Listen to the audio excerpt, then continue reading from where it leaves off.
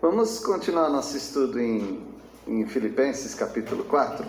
Nós estamos estudando boas maneiras de se viver nesse mundo, se relacionando bem com as pessoas, com alegria, em paz, praticando bons pensamentos.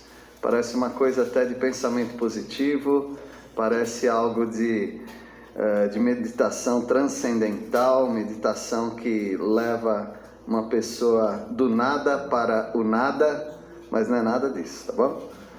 Nós somos servidos com a palavra de Deus, com a promessa do Espírito Santo, que dentro das nossas vidas, daqueles que creem, produz virtudes que promovem em você a capacidade de se relacionar bem com as pessoas, de ter alegria no coração, independente das circunstâncias, e de viver em paz nesse mundo tão atribulado. Por causa do Espírito Santo também, a nossa vida, especialmente a nossa mente, é transformada e nós conseguimos ter pensamentos bons. Não são pensamentos positivos, tá bom? Não são bons fluidos. São pensamentos bons vindos de Deus na esfera intelectual, na esfera moral e na esfera espiritual. É uma transformação das nossas vidas.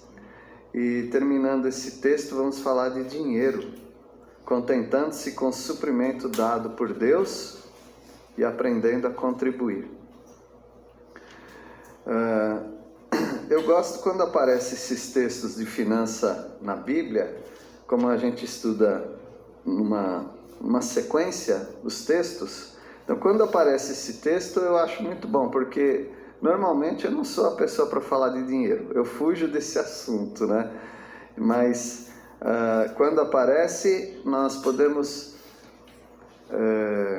passear por esse assunto de modo bíblico, sem apelação, sem mendicância, sem desonrar o nome do Senhor.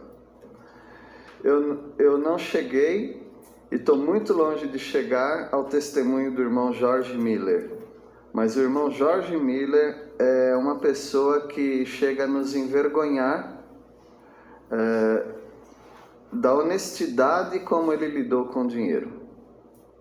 A maneira como ele agiu em submissão e fé ao Senhor para sustentar 6 orfanatos, uma escola dominical de crianças, uma associação que cuidava dos pobres da cidade de Bristol, na Inglaterra, e para levantar recursos para ajudar missionários que iam para as Índias, para a Índia Ocidental, lugar que ele iria, mas Deus se agradou de usá-lo de outra maneira. Eu não posso falar nem 1/3 do diário dele, porque são muitas bênçãos, uma atrás da outra, muitas dificuldades, tomando café da manhã sem saber se vão almoçar, chegando o dia dos aluguéis dos prédios nos quais reuniam as crianças, sem saber se iam honrar o compromisso, sem pedir 1 centavo, 1 shilling, 1 penny, que é o menor dinheiro da Inglaterra, né, que eles tinham.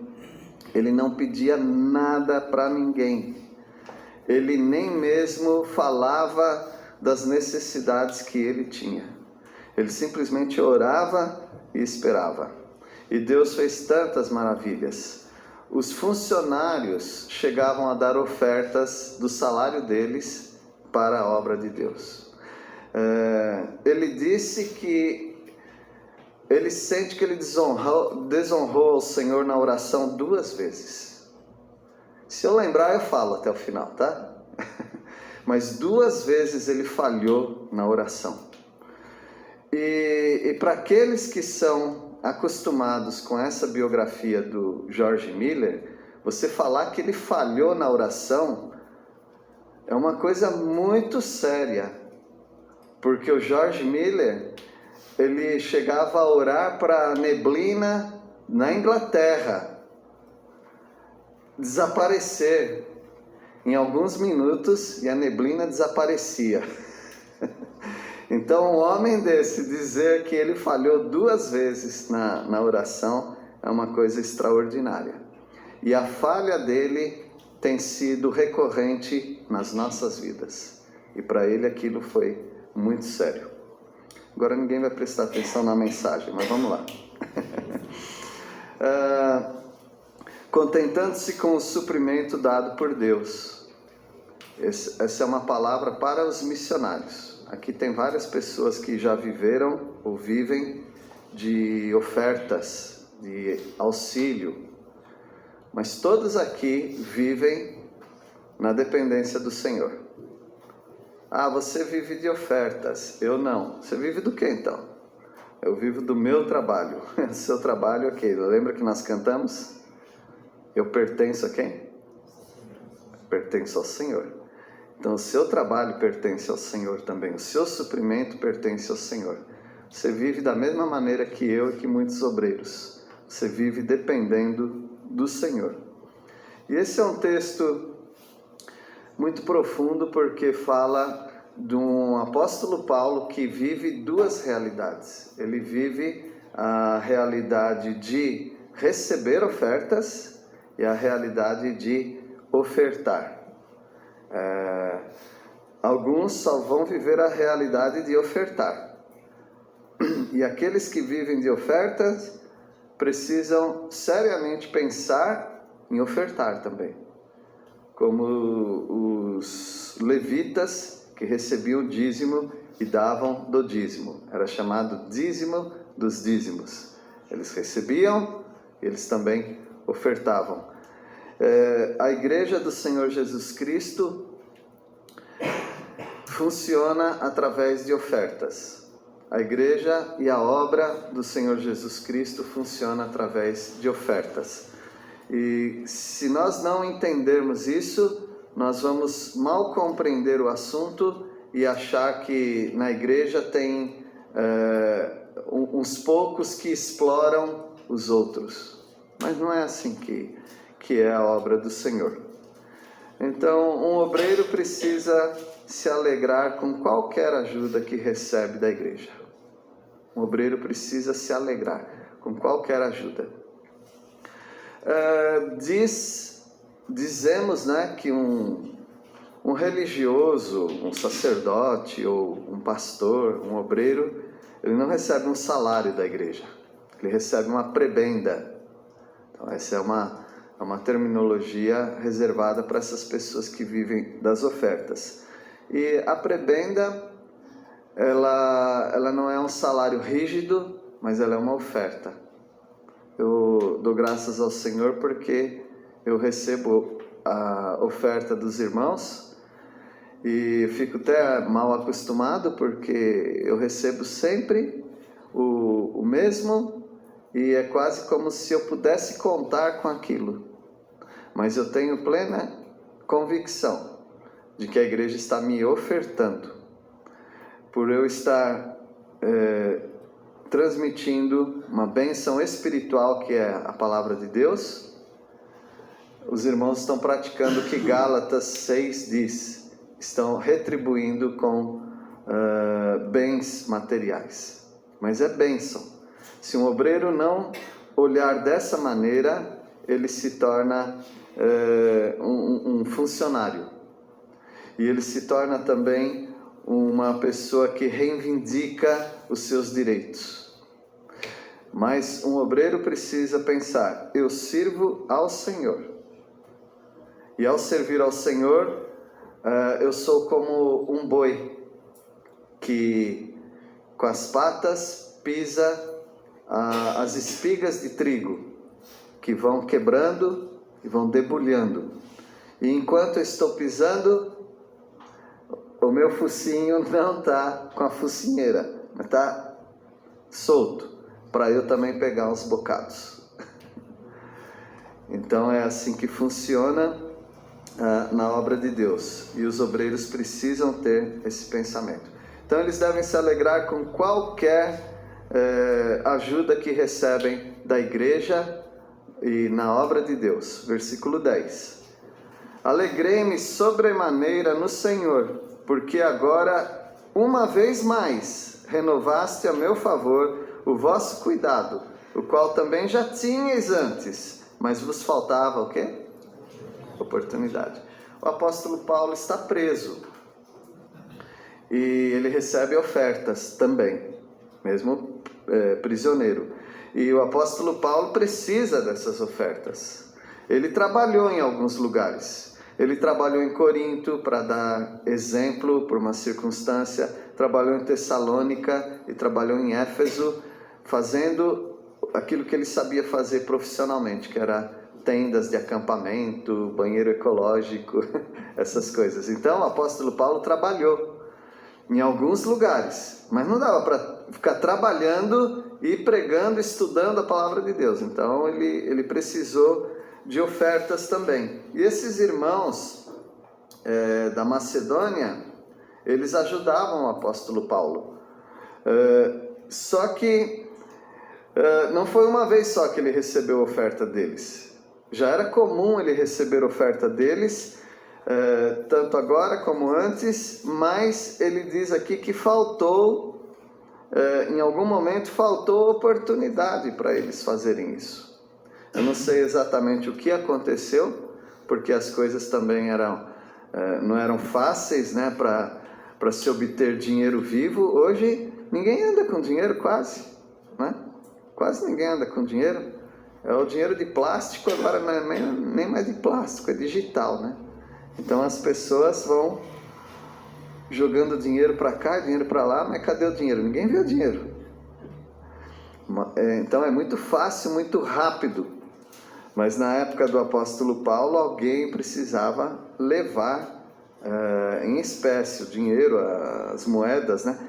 Precisava levar dinheiro vivo. Então faltava oportunidade, muitas vezes, pelos lugares que ele se encontrava, pelo tempo, pelo inverno.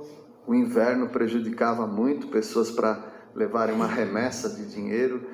Então o apóstolo Paulo ele está grato ao Senhor, assim como todo obreiro precisa agradecer pelo esforço que os irmãos fazem para lhes dar oferta, para sobreviverem. Um obreiro deve aprender a conviver com a situação do momento. Um obreiro é um pouco diferente de profissionais liberais, outras pessoas, né? É um pouquinho diferente.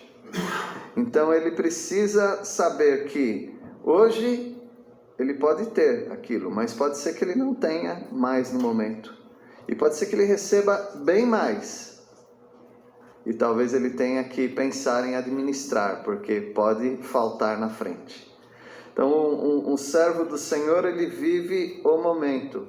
E o versículo 11 diz: digo isto não por causa da pobreza, porque aprendi a viver contente em toda e qualquer situação.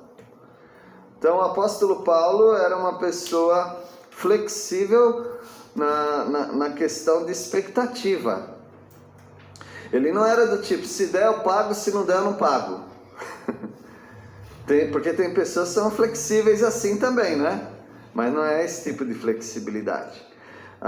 O apóstolo Paulo, na mente dele, ele considerava que ele pode viver com mais ou menos recursos. Ele sabia fazer isso? Não, ninguém sabe fazer isso. Ele precisou o quê? Aprender. Aprendi a viver contente e em qualquer situação. Se você algum dia ler o diário de George Miller, você vai ver a maneira como ele aprendeu a viver. A cada dia ele aprendeu a viver. Ele tinha alguns pensamentos bem radicais para os nossos dias. Nós estamos falando de 1840. mas ele tinha alguns pensamentos que para nossa época são muito radicais, pela maneira como a gente já confortavelmente vivemos, né? Ele não fazia dívida, por exemplo. Ele não fazia planejamentos a longo prazo. Ele sempre vivia naquilo que Deus estava fazendo com ele hoje. E se Deus colocasse no coração dele um projeto, ele ia realizar aquele projeto, mas se ele tivesse dinheiro. Se ele não tivesse dinheiro, ele não ia realizar o projeto. Então, o nosso Deus, ele está treinando os obreiros missionários, não para reclamarem contra as suas igrejas, mas para servirem suas igrejas e para aprenderem a viver contentes em toda e qualquer circunstância. Não reclamando, mas contentes. Porque o nosso trabalho, daqueles que são obreiros, né, principalmente de tempo integral, o nosso trabalho, ele não é medido por produtividade. Ele não é medido assim. Eu sei que tem algumas igrejas que medem assim. Quantas visitas você fez, quantas almas você ganhou, quantas pessoas discipulou, quantas vezes você pregou, né? Então há uma certa produtividade em algumas igrejas. Mas já são igrejas que perderam a visão também do que é a obra de Deus. Elas vivem mais como empresa, com seus funcionários. Mas o apóstolo Paulo, ele aprendeu a viver em toda a situação. Versículo 12, aí ele dá exemplo, né? Tanto sei estar humilhado, como também ser honrado. De tudo e em todas as circunstâncias já tenho experiência, tanto de fartura como de fome, assim de abundância como de escassez. Então, para que ninguém pensasse que ele está só jogando palavra no ar, ele dá exemplo. Ele mostra então a maneira como ele aprendeu a viver. Então não é só você que passa por aperto. Não são apenas pessoas que não são obedientes ou não são fiéis ao Senhor que passam aperto. Mas qualquer pessoa fiel ao Senhor também passa aperto financeiro. Alguns apertos financeiros são porque Deus criou uma situação para você passar um aperto financeiro, porque Ele tem algum objetivo nisso. Outras vezes os apertos financeiros são porque você foi acometido por alguma injustiça, algum roubo, alguém passou a perna em você. Então é algo que está fora do seu controle. E alguns apertos financeiros, eles são por má administração dos recursos que Deus tem te dado. Nós precisamos sempre ser fiéis ao Senhor, sabendo que Ele cuida das nossas necessidades. No versículo 16, agora vamos falar, no versículo 16 não, no versículo 13, ainda do obreiro. O obreiro deve confiar no Senhor para o sustento. E ele precisa estar pronto para passar o que acontecer, o que vier, ele está confiando no Senhor. Versículo 13, tudo posso naquele que me fortalece. Esse aqui tem sido um versículo mágico para alguns, né? Posso todas as coisas. Mas, peraí, pega o contexto e amarra nesse contexto, para não fugir demais, senão tudo é muita coisa, né? Tudo posso. Primeiro, você não pode nada. Tudo posso naquele que me fortalece. O Senhor Jesus falou, fora de mim, você não pode fazer nada. Você não pode nada fora de Jesus. Então, se você pode alguma coisa, é por causa de Jesus. E dentro do contexto, é esse. Eu posso viver com abundância e eu posso também viver com escassez, com necessidade. Então, tudo você pode no Senhor Jesus Cristo. Agora uma palavra para a igreja, no versículo 14 e também no 15. Uma igreja deve contribuir com seus obreiros. A igreja não tem que ficar olhando para essa mensagem e falar, tá vendo? O obreiro precisa aprender a viver em toda circunstância. Tá bom, é isso mesmo. Agora tem a parte da igreja, cada um tem a sua responsabilidade. A parte da igreja é contribuir com seus obreiros.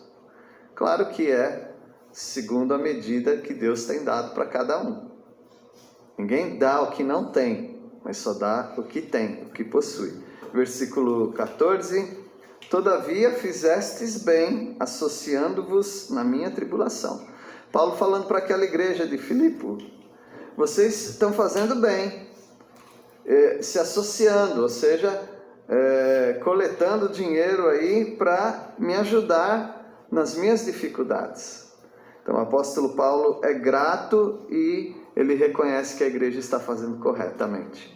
Uma igreja que não contribui é uma igreja muito falha, tem alguma coisa errada acontecendo.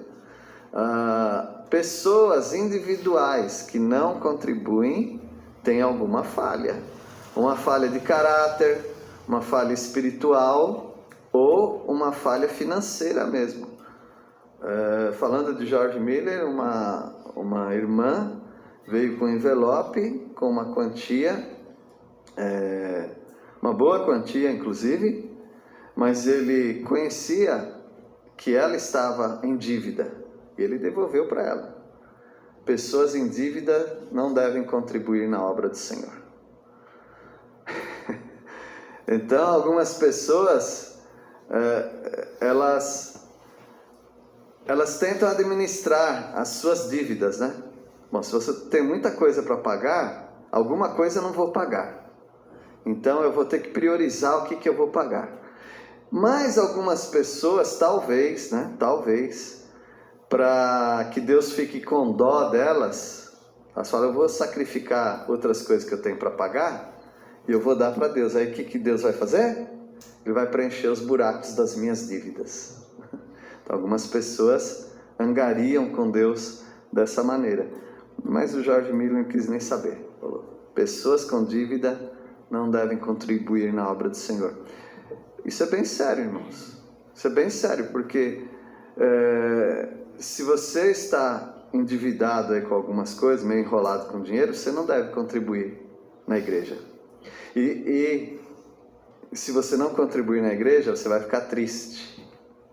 Então é um círculo, né? Então o que você tem que fazer? Administrar seus bens, seu dinheiro. Você precisa pedir para Deus para te desembaraçar de enroscos financeiros, para Ele te dar de volta a alegria de contribuir. Porque contribuir, aqueles que têm prática nisso, contribuir gera uma alegria dentro de nós. Contribuição na obra de Deus. Versículo 15. E sabeis também vós, ó Filipenses, que no início do Evangelho, quando parti da Macedônia, nenhuma igreja se associou comigo no tocante a dar e receber, senão unicamente vós outros. Essa igreja tem um crédito assim com o apóstolo Paulo, porque foi uma igreja que, quando ele estava sozinho na questão de contribuições financeiras, aquela igreja bancou, aquela igreja ajudou o apóstolo Paulo. A igreja mais rica que o apóstolo Paulo trabalhou, pastoreou, né? O pregou o evangelho ali, era Éfeso, a igreja mais rica. Mas talvez até por isso ele não quis receber de Éfeso, para que ninguém falasse ele se aproveita dos ricos, né? Não, em Éfeso ele trabalhou fazendo tendas, como a gente vê em Atos capítulo 20, ele se reunindo com os líderes de Éfeso na ilha de Mileto. Então o apóstolo Paulo ele recebeu de uma igreja pobre, porque o lugar mais pobre com o qual ele trabalhou era Macedônia. Mas ele recebe, porque os macedônios não admitiam ficar fora da bênção de participar. Eles queriam participar. E o apóstolo Paulo talvez pensasse, né? Não, mas vocês são pobres, vocês não podem ajudar. Não, mas ele não pensava assim: se Deus está tocando no coração, então eu recebo essa oferta deles. Uma igreja deve ser generosa e deve ser frequente nas contribuições. Tem pessoas que são generosas, mas não são frequentes. Tem pessoas que dão até uma boa oferta, de tempos em tempos. Mas não é assim que nós vivemos na nossa casa, né? Algumas pessoas trabalham de modo mais sazonal, né? Mas, de modo geral, as pessoas contam com um orçamento frequente, entrando, cobrindo suas despesas. Mas o apóstolo Paulo, ele diz que a igreja precisa ser generosa e precisa ser frequente, versículo 16. Porque até para Tessalônica mandastes, não somente uma vez, mas duas, o bastante para as minhas necessidades. Porque em Tessalônica ele não recebia deles, porque eles se tornaram, eu não vou usar a palavra, né, mas eles se tornaram aquelas pessoas que não gostam de trabalhar, sabe como é, né? Que palavra que é? Então, pessoas que não gostam de trabalhar, ou pessoas que deixaram de trabalhar e deram um motivo religioso. Jesus já veio, Jesus está para chegar, então não precisa mais trabalhar. E o apóstolo Paulo falou, não, tem que trabalhar, e com as suas mãos vocês têm que ajudar o necessitado, e o apóstolo Paulo deu exemplo, ele trabalhou em Tessalônica. Mas ele começou a receber oferta da Macedônia, dos filipenses, para trabalhar em Tessalônica. Como Deus é maravilhoso, né? Fechando uma porta aqui e abrindo outra ali. E ele foi muito fiel no ministério dele. Mas ele mostra aqui uma igreja mandando, ofertando, e não somente uma vez. Por isso tem que ofertar, e aqui também tem generosidade. Aqui diz o bastante. O bastante significa o suficiente. Uma oferta que cobriu as despesas para as necessidades do apóstolo Paulo. Então, a igreja como coletivo precisa contribuir. E individualmente, cada um precisa pensar em contribuir na obra do Senhor. A igreja não precisa ter mecanismos, manobras, chororô. A igreja não precisa fazer nada disso. Cada um sabe da sua responsabilidade. Todos devem contribuir. O pastor tem que contribuir. Todos precisam contribuir na obra do Senhor. Porque isso é alegria para você. Isso é uma demonstração de que Deus está trabalhando na sua vida. Versículo 17. Uma igreja precisa ser frutífera, contribuindo para os obreiros. Tem obreiros, irmãos? Tem obreiros que não recebem nada da sua igreja. Nada. Tem igrejas que não contribuem com nenhum obreiro. E tem igrejas que não têm nenhum obreiro. Então elas contribuem com outros obreiros de outras igrejas. Então nós louvamos a Deus pela nossa igreja. Uma igreja sem muitos recursos e com muitos missionários, né? Como eu brinco, a gente tem mais missionário do que dinheiro, né? Então nós temos missionários, nós queremos contribuir, mas nós louvamos a Deus também porque esses missionários recebem também de outros mantenedores de outras igrejas. Mas a igreja precisa ser generosa e frequente. Uma igreja deve ser frutífera também, né? Contribuindo. Versículo 17. Não que eu procure o donativo, mas o que realmente me interessa é o fruto que aumente o vosso crédito. O apóstolo Paulo, claro que ele precisava... Obrigado, meu. Obrigado. O apóstolo Paulo precisava de dinheiro, mas ele queria ver o crescimento da igreja. Quando uma pessoa, um crente, não contribui, isso não quer dizer que ele está deixando obreiros passarem necessidade. Não. Ele está passando necessidade. Ele está deixando de ganhar as bênçãos do Senhor, de contribuir na obra do Senhor. O Senhor Jesus disse, só que você não vai encontrar em nenhum evangelho, tá bom? Você vai encontrar em 1 Coríntios capítulo 7. O apóstolo Paulo disse que Jesus disse, então eu acredito. Ele disse, melhor coisa... Pode completar enquanto eu bebo água. Melhor coisa é dar do que receber. Bom, só vai experimentar isso quem dá. Quem não dá não sabe o que é isso, né? Ele acha que é uma matemática reversa. Melhor é receber do que dar. Mas o apóstolo Paulo fala que Jesus ensinou assim. No versículo 17 ainda, ele fala, não é que eu estou procurando donativo. George Miller falou que a impressão que alguns podem ter, porque ele escrevia um diário, ele não estava falando isso para todo mundo. Depois é que soubemos do diário dele. Mas ele escreveu no diário dele, algumas pessoas podem ter a impressão que eu sou infeliz. Porque dá uma agonia ler aquele diário. Porque ele está sempre precisando de coisas para... Como é que você alimenta 700 crianças? O irmão Mazinho e a esposa, né, já tiveram experiência de cuidar de filhos, de crianças, de várias. Como é que você sustenta? Do mesmo jeito que todo mundo, com dinheiro. É essa maneira que sustenta crianças, com dinheiro, com recursos para comprar coisas. Mas ele falou, eu sou muito feliz com o que eu faço. Então mesmo que ele estava contando moedinha todos os dias, ele era muito feliz com o que ele fazia. Por quê? Ele disse que ele montou um orfanato. É interessante, se eu perguntasse para você, por que George Miller montou orfanatos? A primeira resposta seria porque tem crianças abandonadas. E ele reconheceu isso, claro, mas ele falou que não foi por causa disso.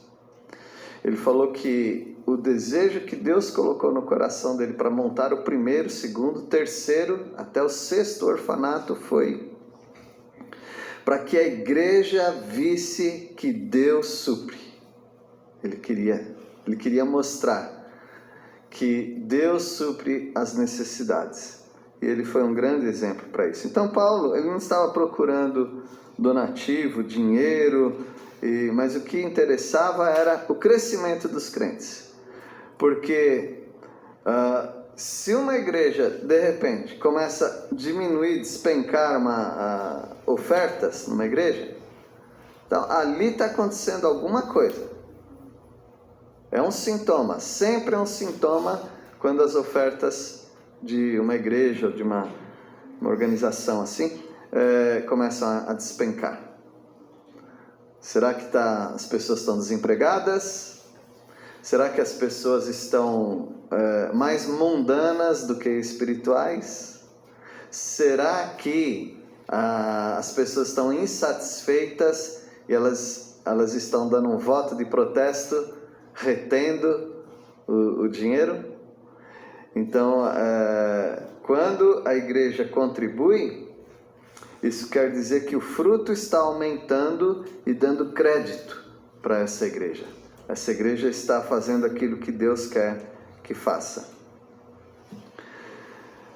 Um obreiro deve reconhecer o sacrifício dos mantenedores. Agora voltamos para o obreiro, né? O obreiro, quando ele recebe, ele precisa reconhecer. Há pessoas trabalhando duro, há pessoas tirando da sua aposentadoria, há pessoas sem tantos recursos, mas que estão dando do que é seu para a obra do Senhor e está me sustentando.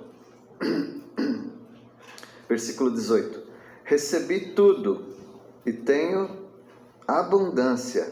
Estou suprido, desde que Epafrodito me passou as mãos, o que me veio de vossa parte como aroma suave, como sacrifício aceitável e aprazível a Deus. O apóstolo Paulo via as ofertas chegando como, usando a linguagem do Antigo Testamento, como se um ofertante estivesse entregando ali um cordeirinho para ser sacrificado, queimado, e esse aroma, essa fumaça subia até os céus, e Deus se agradava daquela fumaça, e era um sacrifício aceitável. Então ele via as ofertas dos irmãos como um sacrifício.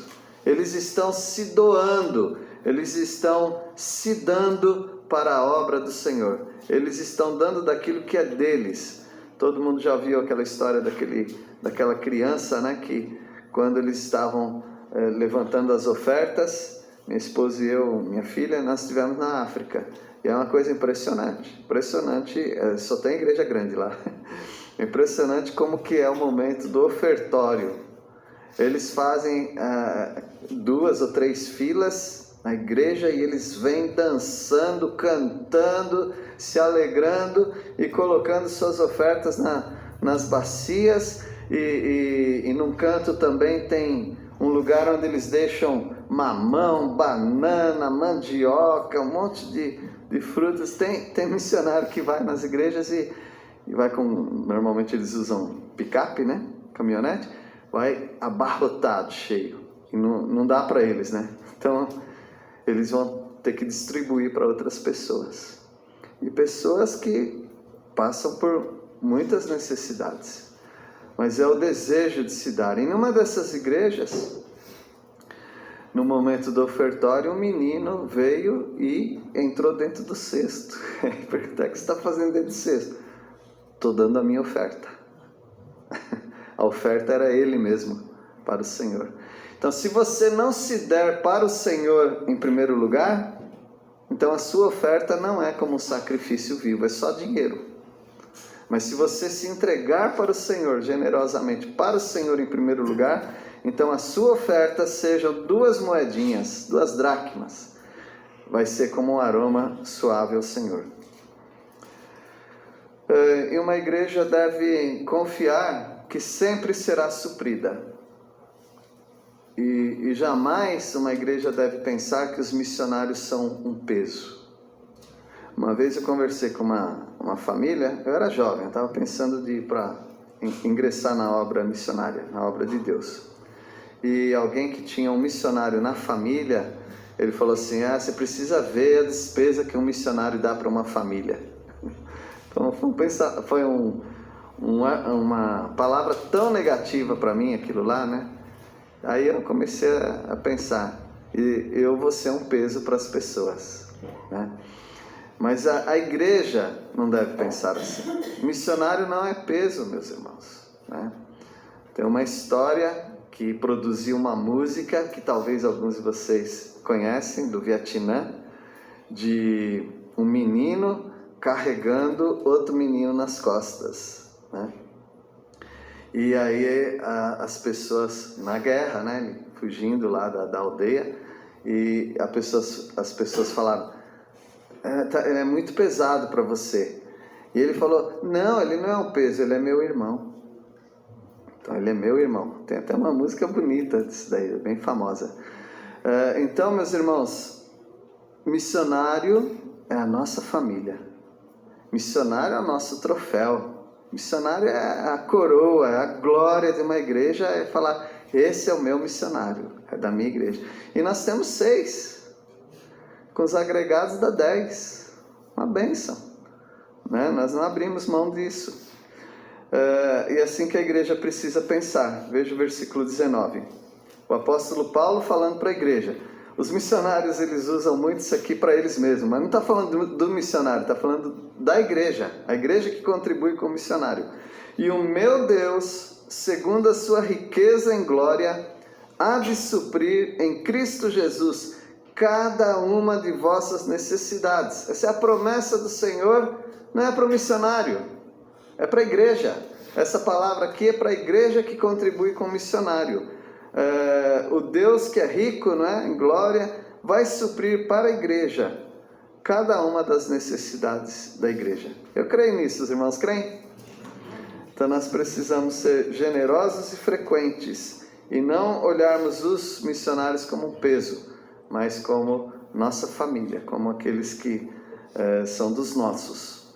Versículo 20: ora, a nosso Deus e Pai seja a glória pelos séculos dos séculos. Então falamos das contribuições. Vamos fechar a carta com a saudação, né? Saudai cada um dos santos em Cristo Jesus. Os irmãos que se acham comigo vos saúdam. Todos os santos vos saúdam, especialmente os da casa de César. Esse versículo é tão é tão significativo porque o apóstolo Paulo pregou o evangelho para muitas pessoas, né? E mesmo ele preso, muitas pessoas se converteram, e olha quem se converteu. Os guardas da casa do imperador, ou familiares do imperador, que era o César, né? César jamais que se converteu, né? Mas pessoas da família dele, ou soldados dele, se converteram. A graça do Senhor Jesus Cristo seja com o vosso espírito. Deus abençoe a cada irmão. E hoje o assunto foi sobre a sua entrega ao Senhor. Você se entregando ao Senhor, nada vai ser difícil mais na questão de suprimento. Alguém quer me lembrar de alguma coisa? George Miller falhou 2 vezes na oração. E ele falha em coisas que nós estamos falhando também. George Miller não fazia dívidas. Agora, tem algumas dívidas, vocês sabem, que já são adquiridas. Primeiro a gente usa a luz, depois a gente paga, não é assim? O aluguel. Então, ele tinha que pagar em determinado dia do mês ou da quinzena, não sei. Ele tinha que pagar o aluguel, os aluguéis. Eram 6 aluguéis. E ele não tinha o dinheiro para aquilo. E ele orou ao Senhor e não chegava o dinheiro, e só que ele cumpriu. Então a falha não foi não cumprir, entendam? Ele nunca atrasou nada, salário de funcionários ele nunca atrasou, ele nunca deixou nenhuma criança passar fome, e ele nunca deixou de pagar os aluguéis. Então não foi essa falha, mas é que 2 vezes o aluguel chegou na última hora. E ele sabe que algumas coisas chegavam na última hora mesmo, mas aluguel era algo que ele já tinha que ter reservado. Então ele disse: eu tenho que reservar durante o mês, ou durante o tempo, eu tenho que reservar tanto, eu tenho que fracionar para quando chegar o momento eu pago. Irmãos, cada um vai administrar como quer, tá bom? Mas se você paga IPVA R$2.500, por exemplo, você fala, já não sei quando que é, janeiro ou fevereiro, já está apertando aí, né? Então, se você tem R$2.500, por exemplo, para pagar no IPVA, você não tem R$2.500 para pagar. Você tem R$208 por mês para separar. Bom, aí quando chegar o momento, aí você tem os R$2.500 para pagar. Isso é uma matemática simples, mas que muitos de nós não fazemos. Então veja, o George Miller, ele não falhou de não pagar. Ele falhou de não reservar. Ele viu 2 vezes aconteceu isso no ministério dele. Depois ele passou a fracionar e as ofertas que ele recebia para isso também. Que Deus abençoe os irmãos, que Deus os dê sabedoria para organizar suas finanças, serem generosos e terem a alegria de contribuir na obra do Senhor. Vamos orar. Obrigado a Deus, porque a Tua palavra também nos ensina sobre dinheiro, sobre recursos. Ó Deus, dá-nos a alegria de sempre contribuirmos na Tua obra. Não tire, ó Pai, esse privilégio, esse desejo, ó Pai, de também contribuir com tudo que envolve a obra do Senhor. Agradecemos porque o Senhor Jesus também nos ensinou sobre confiar em Ti, buscar primeiro o Teu reino e as demais coisas seriam acrescentadas. Obrigado, Senhor, por cada pessoa que aqui está. Abençoe cada um nas suas lutas, dificuldades, e nós oramos em nome de Jesus. Amém.